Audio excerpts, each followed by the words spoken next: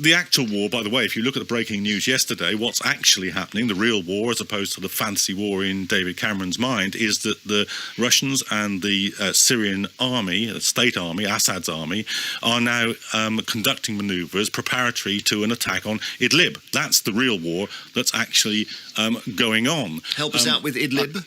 Well, this is the area nearest and most threatening to Assad's regime, and therefore the ones that the Russians and the Assad regime are concentrating on. If you want to take, I'm sorry, that's not right. If you want to, those are the reports coming out of AFP and coming out of El Ahram yesterday. That's what they say. Look, I'm not here to make political points. I want to deal with basically good, solid information inside Syria, and I'll make two specific points which are important.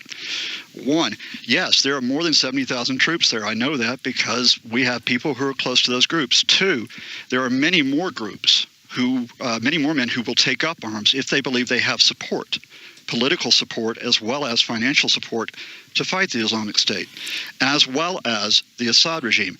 On the substantive point, the Russian-supported offensive by the Syrian regime, Iran and Hezbollah, has taken almost no territory and certainly is not threatening Idlib.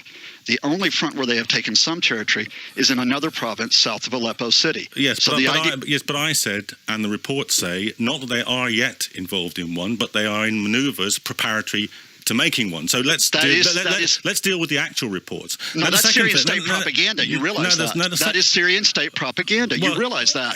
They are not close to Idlib. That is Syrian state propaganda. Stop shouting at me. I'm just making sure you're correct. Stop shouting at me and start dealing with the arguments. Very few people think that Agence France Presse is an arm of the Assad state. The Al Ahram newspaper, which also reported this in Cairo, is not an arm of the Assad state. So you'll have to deal with these arguments. Now, they took their information from Syrian state. You will have They took their information from a Syrian state press You're not a Tory MP on the back benches. You aren't in a position to start shouting people down when they're making a point. Let me finish the point, and then you can perhaps address it. John Rees, finish the point, and then we'll come back to you, Professor. Well, if all this is absolutely possible, the Americans have now been bombing for well over a year. What has actually happened in that period? In fact, in the first 6 months of that period, was that 6,000 people joined the Islamic State during that period. In Syria and Iraq, the Americans reckon that they've killed over 15,000 people, but that the Islamic State is still the same size that it was before. Now, this is a definition